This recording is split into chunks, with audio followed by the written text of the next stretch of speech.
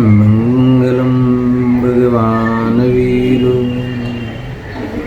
मंगलम गौतम मंगलम कुंदारी जैन धर्मोस्तमंगलम सर्वमंगल मांगल्यम सर्वकल्याणकारकम प्रधानं सर्वधर्माणां जैनं जयितुं संशयम्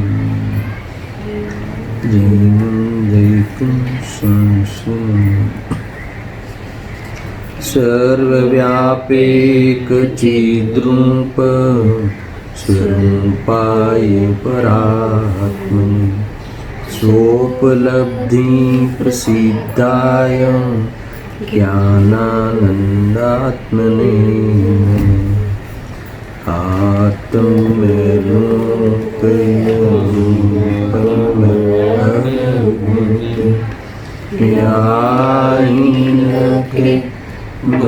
भवसिन्धुतरो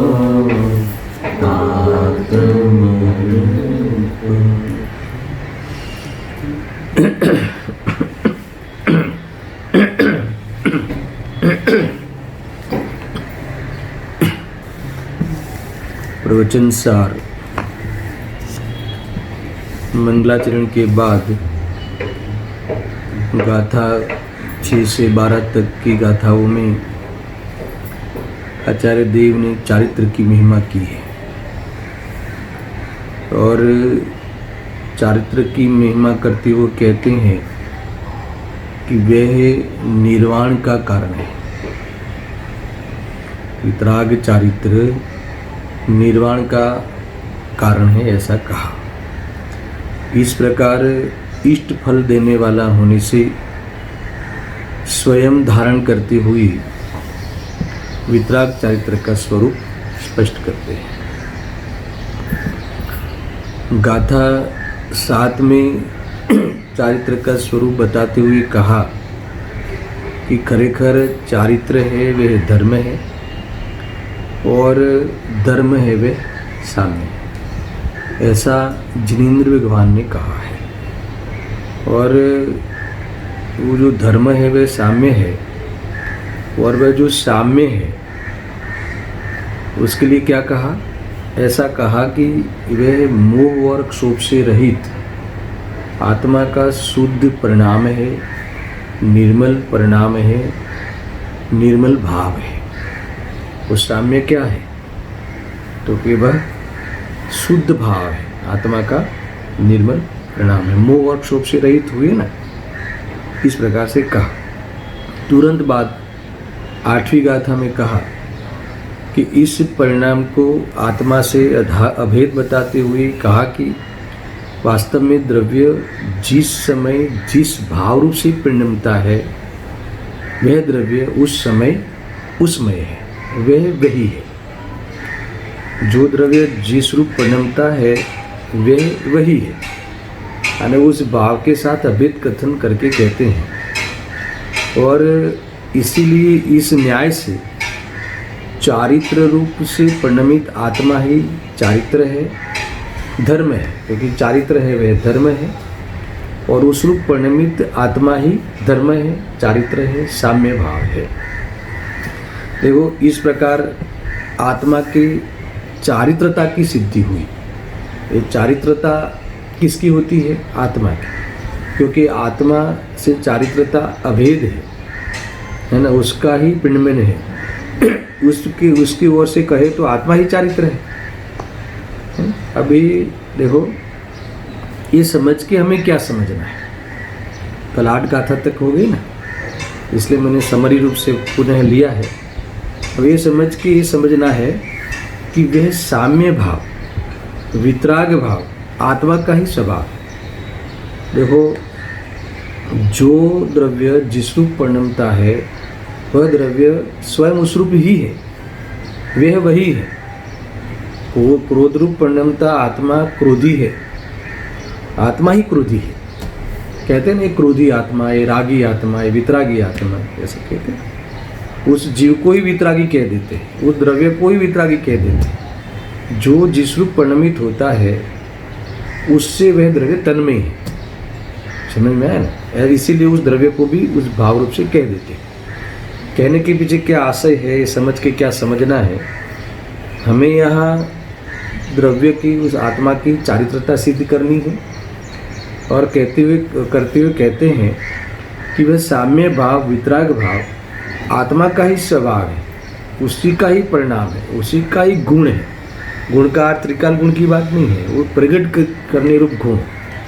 जो पर्याय में स्वभाव प्रकट होता है तो उस पर्याय को भी गुण कहते हैं। समझ में आया ना? उसी का ही गुण है, उसी का ही नेचर है।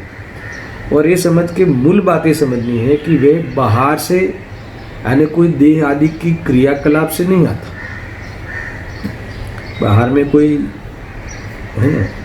क्रिया ऐसी करे, व्रत आदि की क्रिया करे, उससे कोई वितरागता नहीं आती।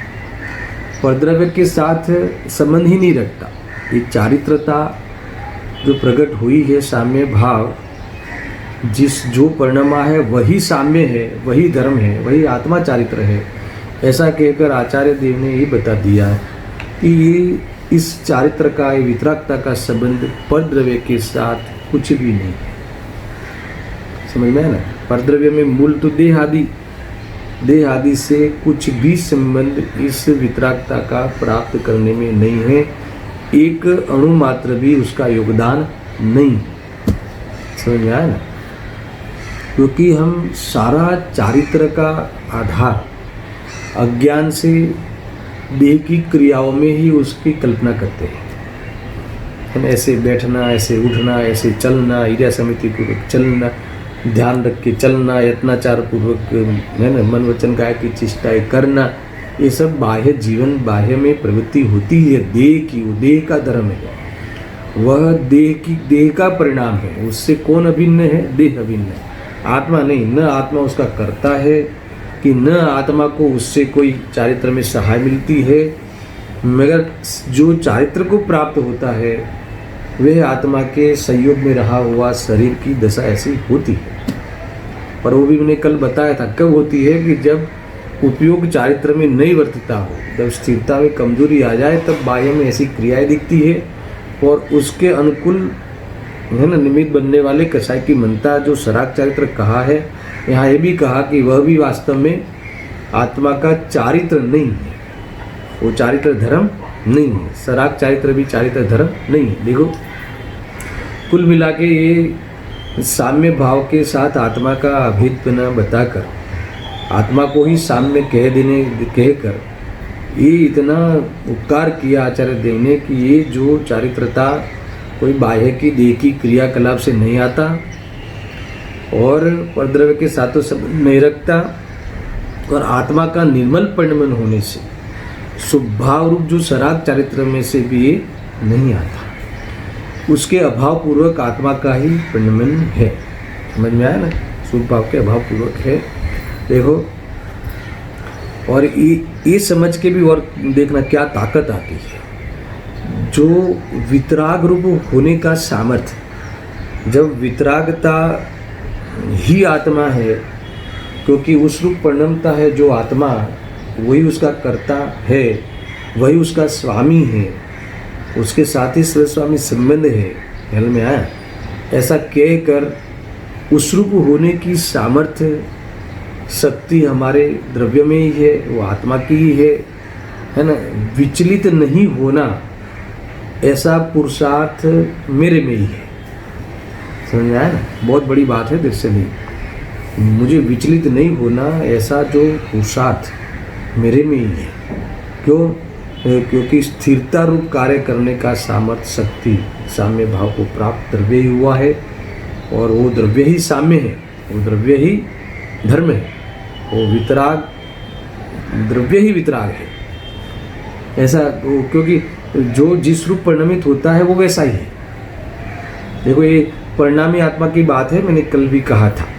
द्रव्य वास्तव में द्रव्य परिणामी ही होता है ना। गुण पर्यायवत द्रव्यम, समझ में आया कि नहीं? पूरा ये प्रमाण के अंतर्गत द्रव्य का ये स्वरूप है, और वो परिणमन में रागादि हो तो भी उस रूप नहीं होने की शक्ति आत्मा की है। वो अपरिणामीपना है ना, अपरिणामीपना है, वो भाव फैक्टर है, वो जीव का स्वभाव है, शक्ति है। अपरिणामीपना, उस रूप रहते हुए पर्याय में परिणमन करना, स्वयं परिणम पर्याय स्वभाव के अनुसार पर्याय में विविध रूप परिणमन होना, वो पर्याय का स्वभाव है। ऐसा द्रव्य है, ऐसे पर्याय के स्वभाव वाला द्रव्य है। समझ में आएगी नहीं? बहुत बड़ी बातें हैं भाई, काफ़ी कुछ बातें आने वाली है।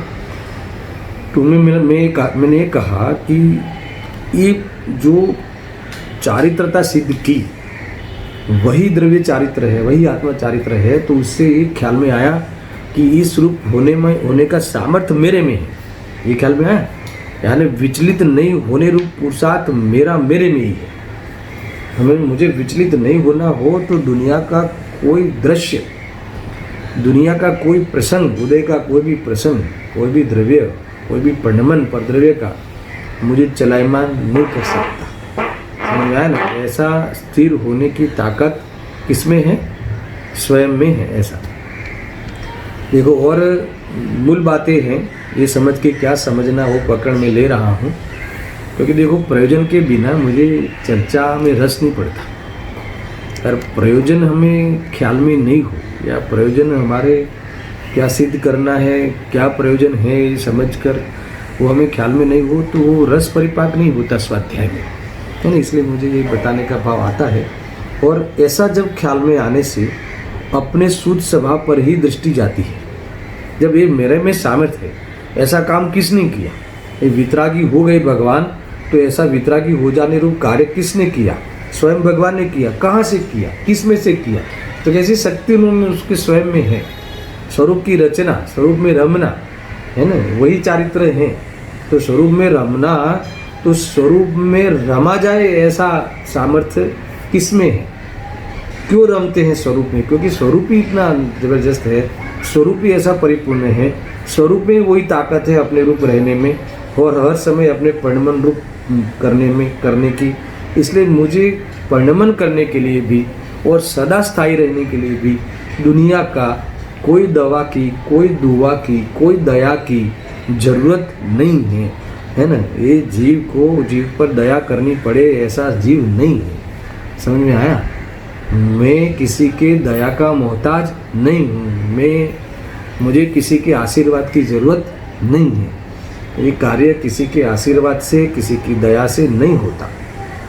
इतना बड़ा पैगाम, इतना बड़ा संदेशा लिए हुए, है ना, देने वाली ये गाथा है। ये बात यहाँ आई कि और ऐसा ख्याल आने से अपने शुद्ध स्वभाव पर ही दृष्टि जाती है, जमती है, टिकती है, और फिर लीनता का प्रसंग आता है। जब दृष्टि जिस पे हो जाए अपने स्वरूप पे, तो फिर उपयोग वहाँ स्थायित्व को प्राप्त हुए बिना रहता नहीं। अपने स्वकाल में, है ना, वो अपने परंपरा, काल परंपरा में ये सारा कार्य निपटा है, ऐसा समझना चाहिए। अब इसके बाद इस न्याय से, कौन से न्याय से? द्रव्य जिस रूप परिणमता है उसमें होता है।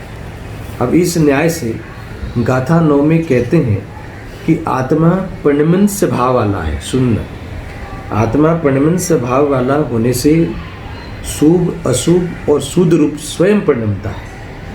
देखो, यानी क्या कहा? देखो, ये जब स्वयं परिणमन स्वभाव वाला है, तो जब चारित्र के लिए तो बात कह दी, तो साथ में ये भी कहते हैं कि जब स्वयं परिणमन स्वभाव वाला है तो 3 प्रकार से वो परिणमन कर सकता है ना। मुख्य रूप से 2, अशुद्ध और शुद्ध। और अशुद्ध के 2 भेद किए तो करें तो शुद्ध परिणमन, शुभ परिणमन, अशुभ परिणमन, ये अशुद्धता के 2 भेद है। और शुद्ध परिणमन, ये 3 प्रकार से परिणमन करता हुआ परिणमन स्वभाव है, इसलिए 3 प्रकार के भावों से परिणमता है। यानी इसमें फल की ओर से देखें तो जीव स्वर्ग नरक आदि संसार और मुक्ति आदि रूप मुक्ति के लिए कौन जिम्मेदार है? स्वयं जिम्मेदार है, स्वयं का परिणाम जिम्मेदार है, स्वयं का पुरुषार्थ, सम्यक पुरुषार्थ और उल्टा पुरुषार्थ जिम्मेदार है। ऐसा इस नवमी गाथा में बहुत बड़ी बात लिख के नवमी गाथा आई है। देखो, मैं फिर से इसकी उत्थानिका के अनुसार थोड़ा आपसे कुछ शेयर करना चाहता हूँ कि यहाँ जो न्याय कौन सा दिया दर्शन? परिणमन स्वभाव वाला है। 8वीं गाथा में चारित्र की विशेषता बताते हुए कहा ना कि जो द्रव्य जिस रूप परिणमता है, वास्तव में द्रव्य जिस समय जिस भाव रूप से परिणमन करता है, वह द्रव्य उस समय है ना, उस मय है। इसीलिए यह आत्मा धर्मरूप परिणमित होने के कारण इस प्रकार वह धर्म ही है। इस प्रकार से चारित्रता की सिद्ध की ना। फिर से न्याय बताता हूँ। जो द्रव्य वास्तव में जो द्रव्य जिस समय जिस भाव रूप से परिणमित होता है, जिस भाव रूप परिणमन करता है, वह द्रव्य उस समय उस रूप ही है, उसमय ही है, वे वही है ना। देखो, कोई क्रोध रूप परिणमता है तो उससे क्रोध आता है, ऐसा भेद करके कथन नहीं करते। अरे वो व्यक्ति क्रोधी है ना, वो व्यक्ति रागी है, भगवान वितरागी है, कहते कि नहीं। तो वो वितराग रूप परिणमित हुआ है द्रव्य, इसलिए द्रव्य वितराग ही है। यानी इस प्रकार से वह चारित्रता सिद्ध हुई। अब उस न्याय से शुभ रूप भी परिणमन करता है आत्मा, अशुभ रूप भी परिणमन करता है आत्मा। परिणमन से भाव वाला है ना, शुद्ध रूप परिणमन भी करता है आत्मा। तो शुभ रूप परिणमन करता हुआ आत्मा शुभ है, अशुभ रूप परिणमन करता हुआ आत्मा अशुभ है, और शुद्ध रूप परिणाम करता हुआ आत्मा शुद्ध ही है। ऐसी 3 परिणामों के साथ नवमी गाथा का यहाँ है ना स्थापन किया है। तो आपको लगता है कि आत्मा में तो अनंत गुण है, तो आत्मा में अनंत गुण होने से अनंत परिणमन हो जाएगा, तो अनंत परिणमन की बात क्यों नहीं ली? क्योंकि यहाँ संसार और मोक्ष, सुख और दुख, 2 बातें करनी है ना। ये यहाँ कहाँ है? देखो, क्योंकि जीव के सुख दुख और संसार मोक्ष का संबंध क्या कहा? जीव के सुख दुख का और किसे? मुक्ति का संबंध। सुखापाश रूप सुख और दुख ऐसा ले लो, और संसार ले लो, और मुक्ति ले लो। ये सब मेन तो प्रयोजन यही है ना, दुख का अभाव करना और मुक्ति को प्राप्त होना। इसका संबंध जीव के ये 3 परिणाम के साथ है। पहले तुमको ये ख्याल में आया? ये 3 परिणाम के साथ में है, इसीलिए ये 3 परिणाम रूप परिणमता हुआ आत्मा की चर्चा यहाँ कही है। क्योंकि यहाँ जो आचरण है, जो चारित्र है, जैसा आचरण करेगा वैसा उसे होगा। देखो, इसमें उपयोग को जोड़ के फिर बात करेंगे आगे। शुभ उपयोग, अशुभ उपयोग, शुद्धोपयोग, 2 गुण की पर्याय हुई ना। शुभ, अशुभ और शुद्ध, वो चारित्र गुण की पर्याय है। क्या कहा? शुभ, अशुभ और शुद्ध, वो चारित्र गुण की विकारी अविकारी पर्याय समझ लेना। और उसमें उपयोग को जोड़ दो। उपयोग शुभ में व्यवसाय करेगा, है ना। शुभ रूप परिणमन में उपयोग जुड़ता है, उसको गे बनाता हुआ व्यवसाय करता है, तो शुभ उपयोग हो जाएगा, अर्थात जुड़ता हुआ, है ना। और एकत्व पूर्वक जुड़ता हुआ तो फिर मिथ्यात्व भी आ जाएगा। ये सब ख्याल में आया कि नहीं? ये सब समझना है। यहाँ चारित्र का प्रकरण चल रहा है, चारित्र की बात यहाँ उठाई है। तो देखो, आत्मा परिणमन स्वभाव वाला है और वह ये 3 भाव रूप परिणमता है। मोक्ष मार्ग की अपेक्षा ये सारी चर्चा यहाँ करनी है। शुभ रूप, अशुभ रूप और शुद्ध रूप। इसमें 2-3 बिंदुओं पे खास ध्यान रखना है। मैंने यहाँ इस बात का यहाँ ध्यान दिया है, ख्याल किया है, आप उसको विचार में लेना। 2 बिंदु मुख्य है इसमें, इस गाथा में। फिर हम गाथा में प्रवेश करते हैं, संक्षिप्त चर्चा करेंगे।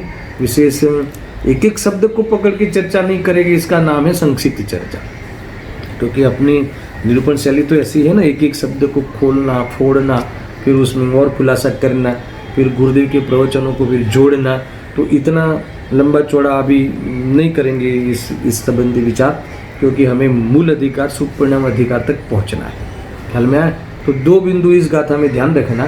देखो, यहाँ तो जो यहाँ शुभ भाव जो लिया है, एक तो शुभ, अशुभ और शुद्ध। इसमें जो शुभ लिया है वह ज्ञानी का ही लिया है, ज्ञानी को ही लिया है। जो शुभ भाव रूप परिणमन है वो ज्ञानी को ही लिया है उसमें शुभ उपयोग रूप, क्योंकि चारित्र का यहाँ प्रकरण है। क्या कहा यहाँ? चारित्र का प्रकरण है, और जिसे हम व्यवहार चारित्र, सराग चारित्र कह सकते हैं। इसीलिए यहाँ जो शुभ भाव लिया है वो किसका लिया है? वास्तव में तो यहाँ ये कह देने वाले हैं आगे कि शुभ ज्ञानी को ही शुभ उपयोग होता है, अज्ञानी को तो अशुभ उपयोग ही होता है। तो क्या अज्ञानी को पूजा पाठ के भाव नहीं आते? आते हैं ना। अज्ञानी किसे कहते हैं? मिथ्यात्व पूर्वक शुभ अशुभ भाव करे। तो मिथ्यात्व पूर्वक उपादेय बुद्धि पूर्वक शुभ भाव करे, वो भव के में निमित्त बनता है, भव बढ़ाने में। समझ में आया ना? इसीलिए उसे शुभ क्या कहे, जो गजब है। शुभ भाव तो सब लोग करते हैं, पूजा पाठ करते हैं, इतनी लॉकडाउन में तो इतना शिविर अटेंड करते हैं, कितना बड़ा बड़ा प्रोग्राम करते हैं। मगर अगर उपादेय बुद्धि पूर्वक करे, कर्तव्य बुद्धि पूर्वक करे, उसकी महिमा आ जाए, उससे उस भाव से अपना अवलोकन करे, है ना, उस क्रिया का स्वामी बने और शुभ भाव की महिमा आवे, उसमें मान, है ना, बहुत बढ़िया आपने भक्ति कराई, बहुत बढ़िया आपने ऑर्गेनाइज किया, तो आपको ऐसा लगता है कि मेरा सम्यक दर्शन हो गया। समझ में आया ना? तो ऐसे शुभ भाव किसको खाते में जाएंगे? अशुभ ही कहो। यानी इस गाथा में शुभ अशुभ और शुद्धता के 3 प्रकार के परिणाम से परिणमित आत्मा शुभ है, अशुभ है और शुद्ध है जो कहा, तो इसमें शुभ में किसको लिया है? यहाँ वो ज्ञानी के शुभ भाव को पकड़ा है, क्योंकि शुभ भाव ज्ञानी को ही होता है ना, अज्ञानी को तो शुभ भाव होता ही नहीं। ये चारित्र का प्रकरण है ना, क्योंकि सराग चारित्र और वितराग चारित्र, तो सराग चारित्र किसको होता है? सम्यक दृष्टि को होता है। वितराग चारित्र जिनकी होता है उसके सहचर सराग चारित्र होता है, जिनके वितरागता नहीं होती, इनकी चारित्र जो होता है, आचरण जो होता है, उसे सराग चारित्र नाम नहीं पाता। तो एक तो ये बात आई है, देखो, है ना। इसीलिए अज्ञानी की शुभ भाव को यहाँ गिना ही नहीं है, उसे तो अशुभ ही ऐसा कहा। अब आगे कहते हैं कि ये जो शुभ और अशुभ आदि जो भाव, जो भी शुभ अशुभ और शुद्ध आदि भाव जो है, वो आत्मा स्वयं परिणमता है। यानी ये कहते हैं गुरुदेव श्री का एक कंसेप्ट खास बार इसमें वजन दिया है, क्योंकि वह स्वयं परिणमता है। तो वो यहाँ कहते हैं कि जो, देखो मैं फिर से लेता हूँ, ये शुभ अशुभ और शुद्ध आदि भाव आत्मा स्वयं परिणमता है, क्योंकि वह स्वयं परिणमित स्वभाव वाला है। ये कहा ना, इसीलिए कोई भगवान को देखा इसलिए शुभ भाव आया, ऐसा नहीं है। कोई भोजन देखा है इसलिए भोगने का भाव आया, ऐसा नहीं है। जीव स्वयं उस रूप परिणमन करता है, अपने उपादान से ही वो सब परिणमन करता है। यानी मैंने शास्त्र पढ़ा इसलिए शुद्ध भाव आया, ऐसा। गुरुदेव ने इस बात पे बहुत वजन दिया अपने स्वाध्याय में। यानी शुभ और अशुभ और शुद्ध रूप जो परिणमता है, तो इसलिए वो अपने परिणमन स्वभाव वाला होने से वो परिणमता है। यानी ये कोई बाहर से या किसी के कारण शुभ भाव आया है, ऐसा, शुभ क्रिया के कारण शुभ भाव आया है, ऐसा नहीं है। यानी ये स्वयं करता है, ऐसा। इस बात पे बहुत वजन दिया, जोर दिया। और पॉइंट एक जोड़ सकते हैं कि ये शुभ परिणाम रूप जो परिणमित आत्मा भी धर्म नहीं है। ये जो शुभ परिणमन रूप जो आत्मा परिणमता है, इसलिए आत्मा शुभ है, मगर वो भी धर्म नहीं है। वो वास्तव में राग होने से वो शुद्ध परिणाम नहीं है, वितराग परिणाम नहीं है, मलिन परिणाम है, ऐसा कहा है। क्यों? क्योंकि मोह आदि से रहित परिणाम ही चारित्र है, मोह और क्षोभ से रहित परिणाम ही चारित्र है। ये बात इसमें आई है। अब देखो, ये काफ़ी चर्चा तो इसमें हो गई है, फिर भी मुझे थोड़ा सा इसमें भावार्थ पढ़ने का मेरा विकल्प है। पहले मैं एक बार पाठ कर लेता हूँ, टीका का सार मैंने कह दिया। शुभ के अशुभ माँ प्रणमता, शुभ के अशुभ आत्मा बने, शुद्धे प्रणमता शुद्ध परिणाम स्वभावी होइने। आए ख्याल में? देखो ऐसी बात है। अब मैं डायरेक्ट टीका पढ़ता हूँ। देखो हिंदी में है क्या इसका पाठ? हिंदी में हो तो हिंदी में पढ़ो एक बार, पाठ तो करना चाहिए।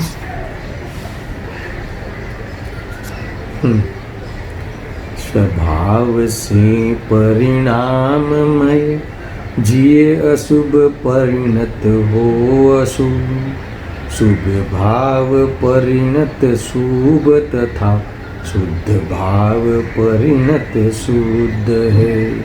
ख्याल में इस प्रकार से पाठ हमने किया है। देखो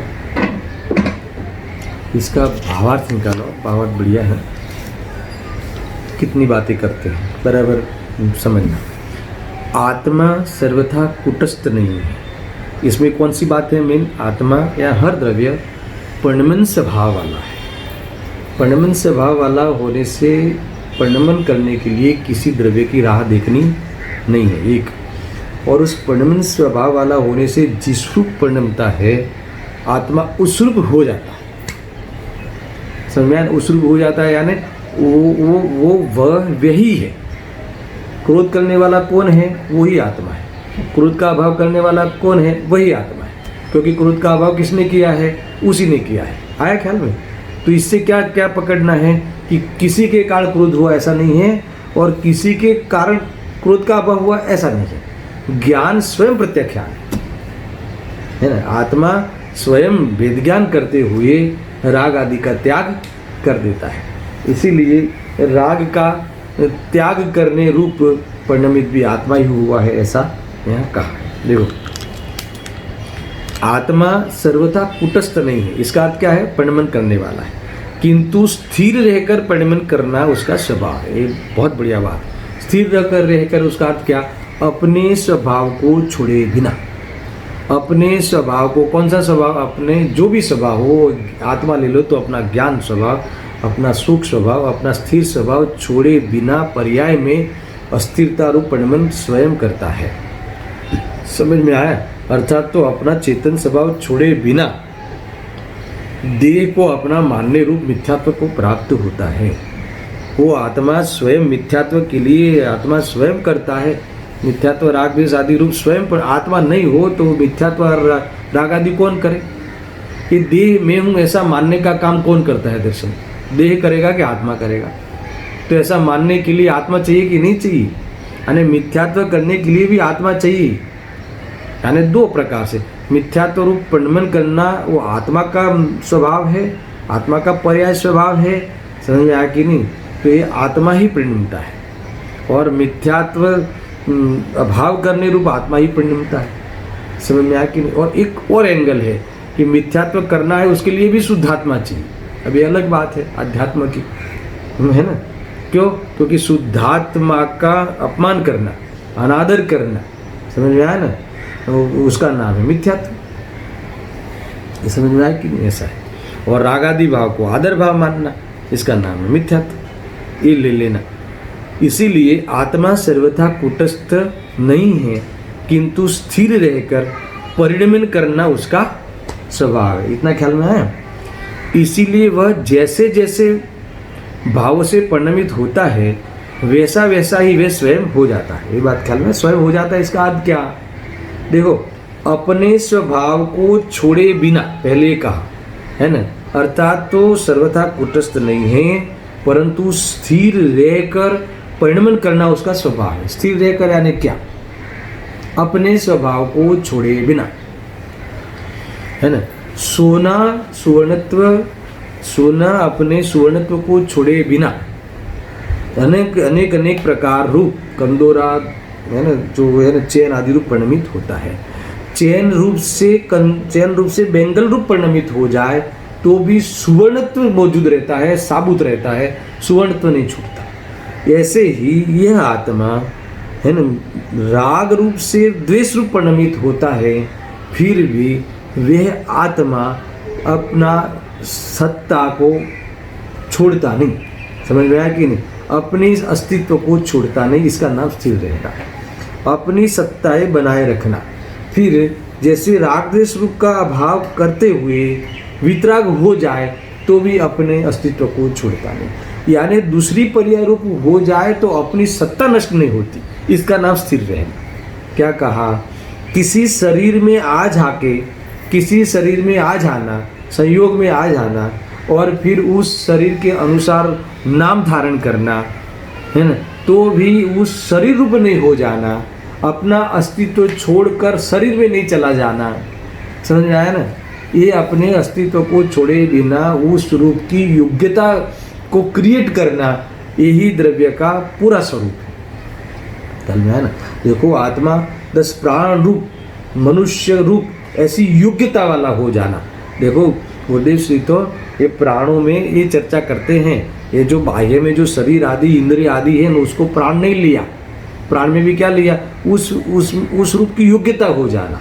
चक्षु आदि इंद्रियों के संयोग में रहने की योग्यता होना, वो उसका प्राण रूप जीवन है। फिर भी अपने अस्तित्व को छोड़ देना है ना, इंद्रिय बन जाना, अर्थात तो उतनी योग्यता रूप ही रह जाना, ऐसा कभी होता नहीं। अपने त्रिकाल अस्तित्व को, अपने त्रिकाल स्थायित्व को छोड़े बिना, इसका नाम स्थिर रहते हुए, समझ में आया कि नहीं, उस रूप हो जाना। अब वो परिणमन हो जाना, तो जिस रूप परिणमन हो जाता है उस रूप आत्मा ही हुआ है, इसलिए उस आत्मा को उस रूप हो गया होने से, उस रूप परिणमा हुआ होने से, उसे परिणमन की ओर से उसका नाम दिया जाता है कि आत्मा वितरागी है, शुभ है, अशुभ है, शुद्ध है ना, ऐसा है। शुद्ध परिणमन की ओर से वो शुद्ध है। शुद्ध रूप परिणमता आत्मा शुद्ध है, अशुद्ध रूप परिणमता आत्मा अशुद्ध। ये ख्याल में आया कि नहीं, ये बातें बराबर ख्याल में रखना है भाई। भले थोड़ा टाइम लग जाए, संक्षिप्त रूप में भी उसका मर्म खबर में आना चाहिए। देखो आत्मा सर्वथा कुटस्थ नहीं, सर्वथा कुटस्थ नहीं है ना। ये जैसे अपरिणामी हम कह देते हैं ना, तो सर्वथा ऐसा नहीं है। वो अपरिणामी यानी वो अपना स्वभाव नहीं छोड़ता उस अपेक्षा से, तो कुटस्थ है, मगर उसका अर्थ नहीं है कि वो परिणमता ही नहीं है ना।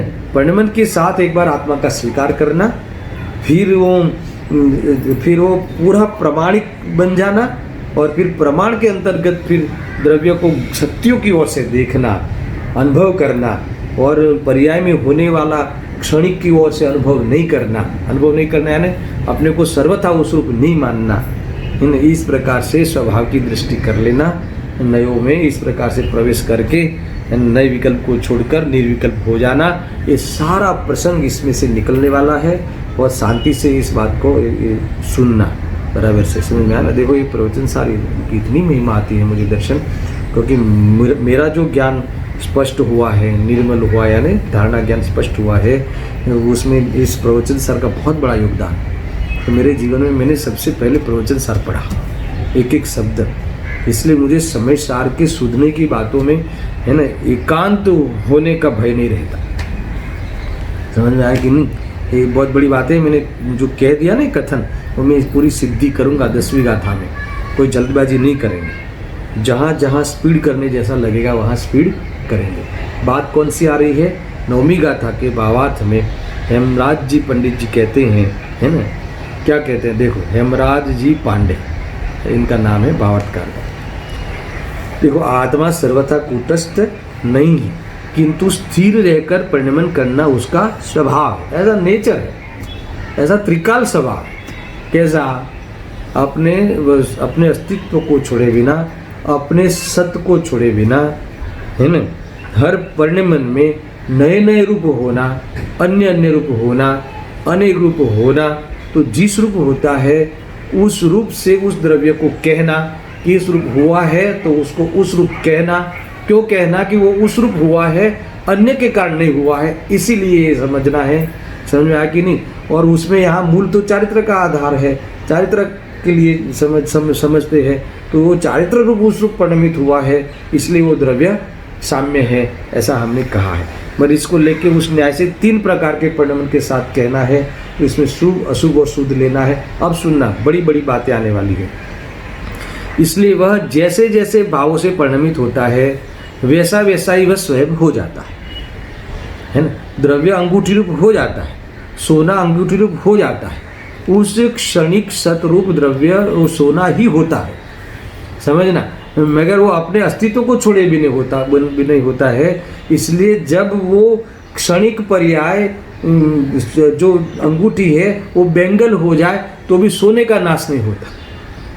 क्या कहा, मगर जब अंगूठी रूप परिणमता है उस समय अंगूठी जो सोना है वही अंगूठी बन गया। मैंने लिया था ना, मिट्टी मटका बन गई। मिट्टी कहाँ है, मटके में है। समझ में आया ना? मटके में क्या है? मिट्टी है। ऐसा अभिन्न पन्ना है मिट्टी और मटका। मिट्टी का पिंड जो है वो मटके रूप परिणमित होता है, तो उस मटके के प्रदेश प्रदेश में कौन व्यापता है? कुम्हार व्यापता है कि वो चक्र व्यापता है कि मिट्टी ही है?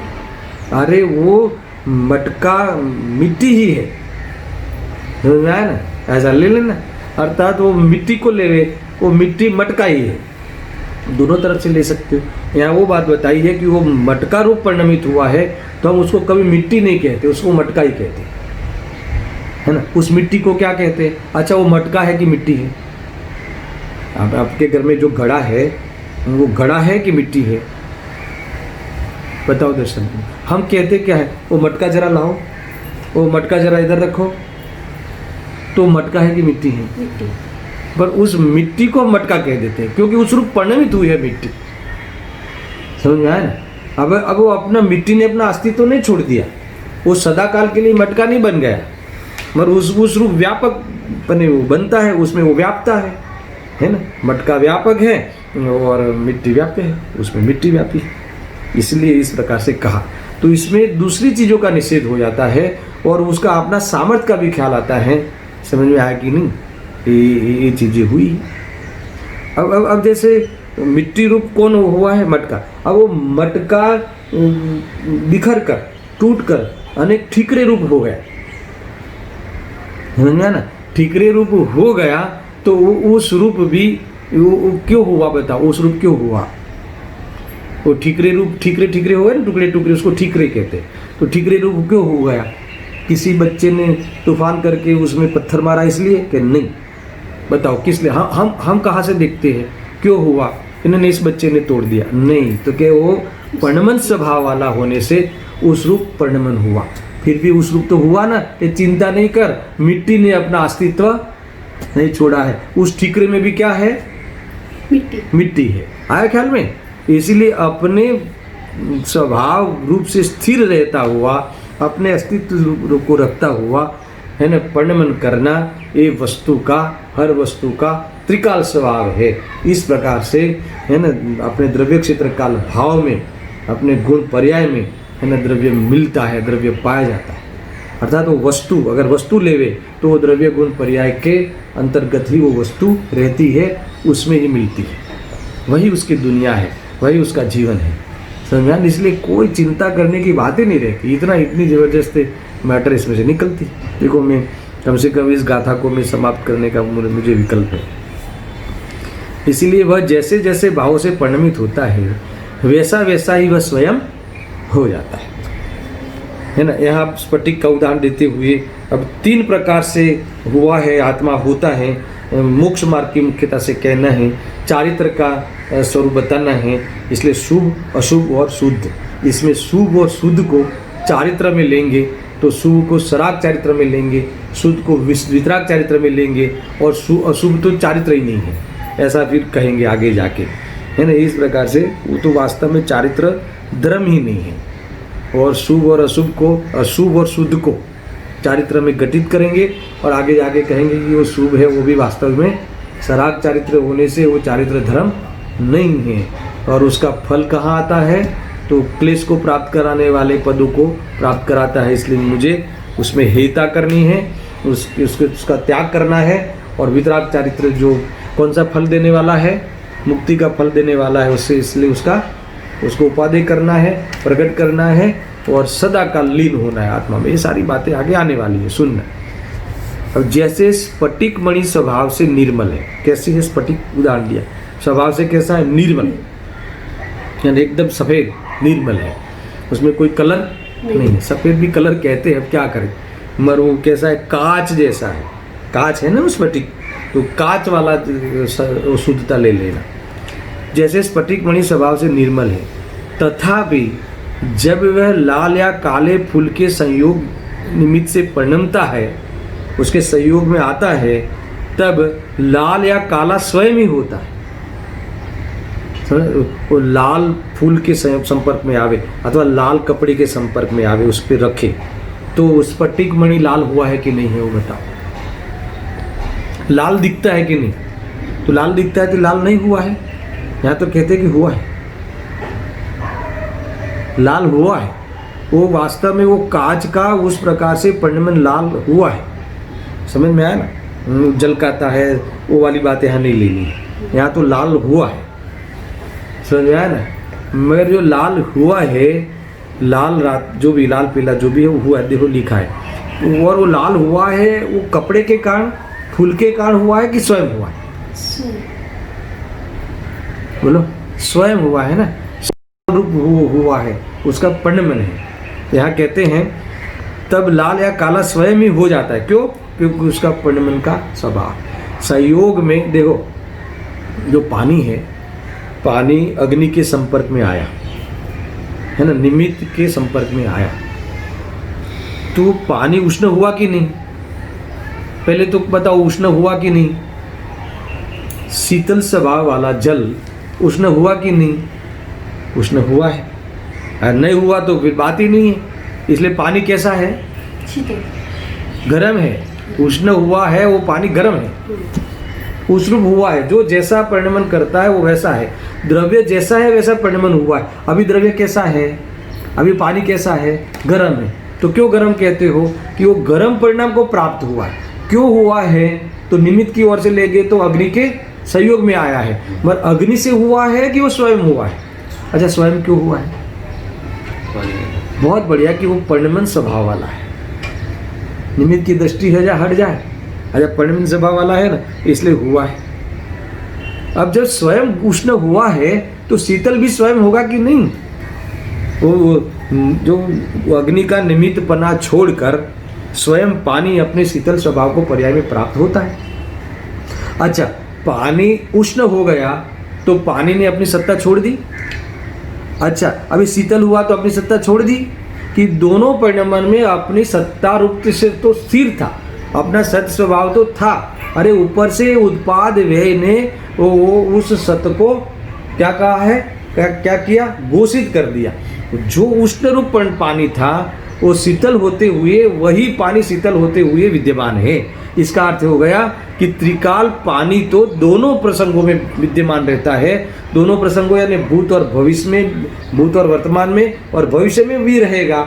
इसका अर्थ है कि त्रिकाल में वह पानी रहने वाला है।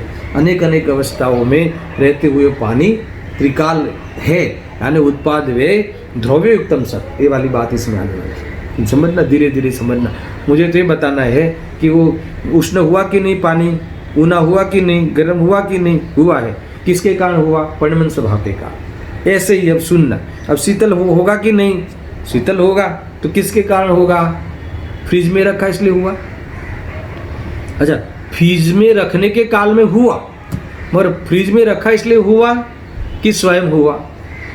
ऐसा नहीं, बहुत बड़ी बात है। हमें लगता है कि फ्रिज में रखा इसलिए हुआ, फ्रिज में रखते हैं तब तो होता है। तो क्या नहीं, उसमें शीतल होने का स्वभाव है, परिणमन में शीतल होने का स्वभाव है, इसलिए हुआ। समझ में आया कि नहीं? ये बात हम चूक जाते हैं। ऐसा है, इससे है ना, निमित्त पे दृष्टि हट जाए और पर्याय से दृष्टि हट के स्वभाव में चला जाए कि शीतल सुनना दर्शन जब उष्ण हुआ तब शीतल होने की शक्ति थी कि नहीं उसमें? अगर शीतल होने की शक्ति नहीं होती तो वेरी नेक्स्ट पर्याय में शीतल कैसे हुआ? तो स्वयं हुआ और शीतल होने की शक्ति उसमें थी, तो शक्ति का परिचय हुआ और शीतल होने का पुरुषार्थ उसमें है, ये भी ख्याल में आया। तो इस प्रकार से देखो, ये समझने लायक चीजें हैं। हमें तो आत्मा में घटित करनी है ये बातें। देखो, जैसे स्फटिक मणि स्वभाव से निर्मल है, तथापि जब वह लाल या काले फूल के संयोग निमित्त से परिणमित होता है तब लाल या काला स्वयं ही हो जाता है। इसी प्रकार सुनना भी, आत्मा स्वभाव से शुद्धभूत एक स्वरूपी होने पर भी आत्मा कैसा है? शुभ अशुभ भाव से रहित है, राग द्वेष से रहित है, कषाय की तीव्रता मनता से रहित है, शुद्ध स्वभाव वाला है, एक रूप रहता है, चैतन्य रूप रहता है, वितराग रूप स्वभाव वाला है, वितरागी है आत्मा, वितराग स्वभाव वाला है। सुनना, फिर भी व्यवहार से जब गृहस्थ दशा में सुनना, अब मैंने ज्ञानी कोई शुभ भाव क्यों लिया, यहाँ लिखा है इसलिए आचार्य देव ने, व्यवहार से जब गृहस्थ दशा में सम्यक्त्व पूर्वक आया ना। सम्यक्त्व पूर्वक दान पूजा आदि शुभ अनुष्ठान रूप शुभ उपयोग में और मुनि दशा में मूल गुण तथा उत्तर गुण इत्यादि शुभ अनुष्ठान रूप शुभ उपयोग में परिणमित होता है, तब स्वयं ही शुभ होता है। शुभ भाव किसको कहा? सम्यक्त्व सहित ही शुभ भाव को शुभ भाव कहते हैं, है ना। हे बुद्धि पूर्वक किए गए शुभ भाव को शुभ भाव कहते हैं। उपादेय बुद्धि पूर्वक शुभ भाव करते हैं उसे तो यहाँ अशुभ ही कहा है। ख्याल में आया कि नहीं? गजब है, क्योंकि ये चारित्र का अधिकार है, इसलिए सम्यक दृष्टियों को यहाँ कहा। सम्यक दृष्टियों को जब, है ना, ग्रस्त दशा में सम्यक्त्व पूर्वक पूजा पाठ भक्ति दान आदि का भाव आता है ना, उसमें उपयोग लगता है, शुभ अनुष्ठान रूप उपयोग, है ना, व्यवसाय करता है, तब उसे क्या कहा? वो आत्मा शुभ है, वो आत्मा पुण्यात्मा है, वो आत्मा, है ना, पुण्यात्मा। कहा? पुण्य रूप परिणमन किया है।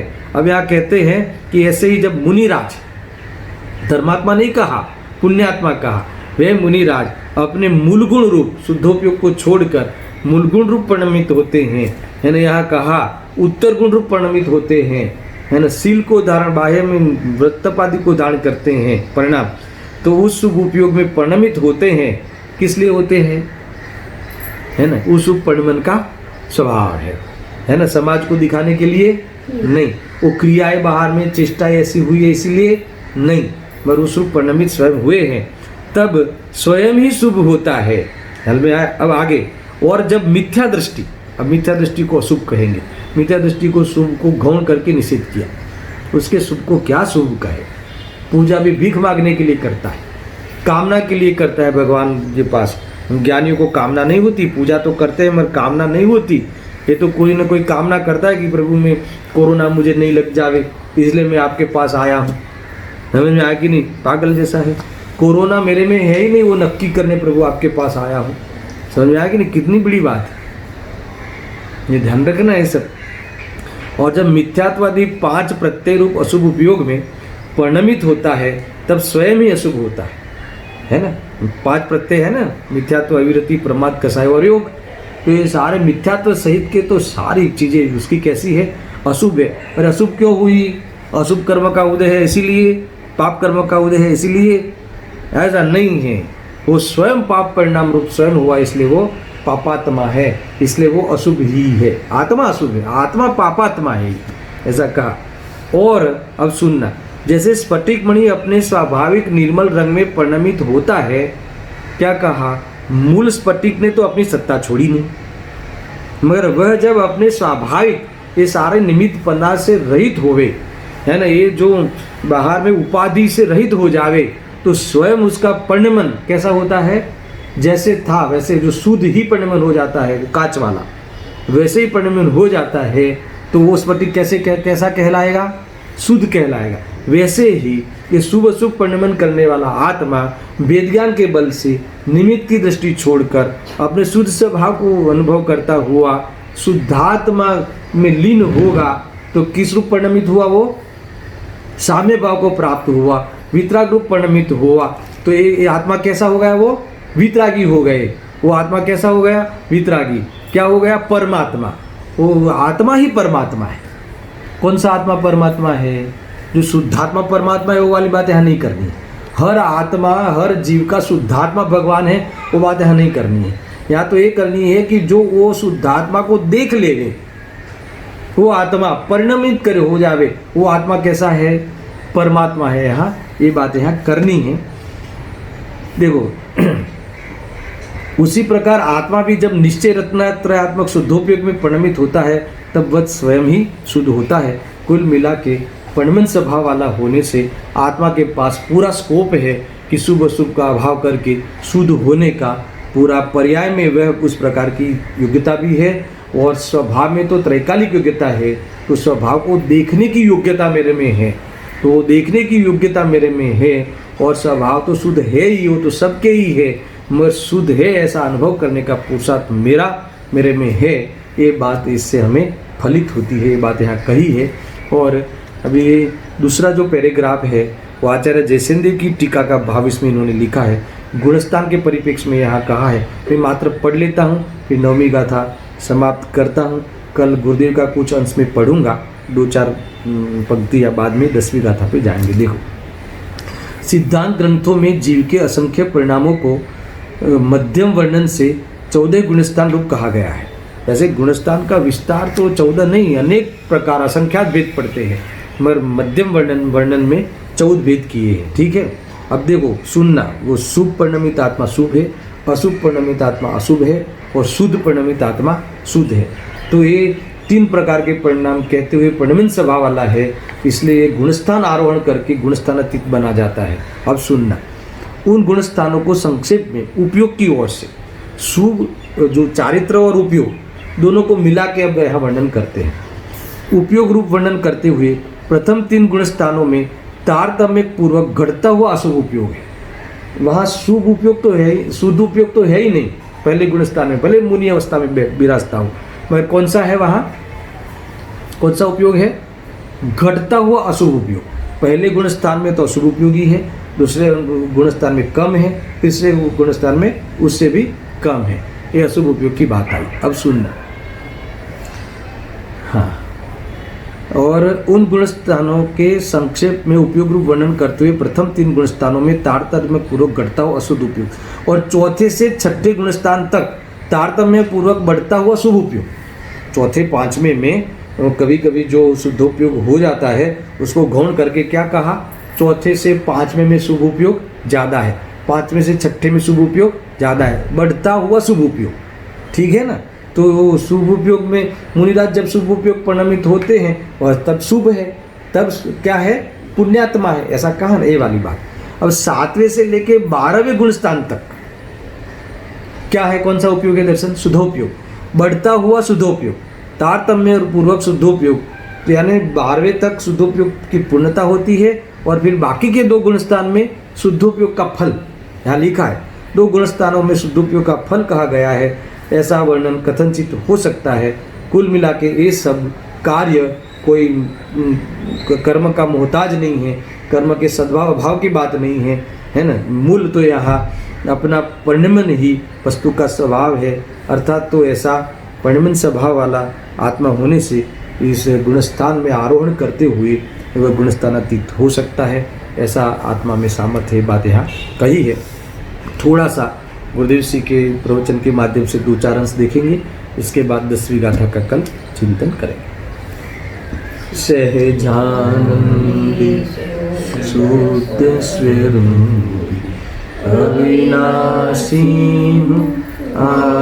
आत्मस्वरूप, सहजानंदी शुद्ध स्वरूपी अविनाशी आत्मस्वरूप, सहजानंदी शुद्ध स्वरूपी अविनाशी आत्मस्वरूप।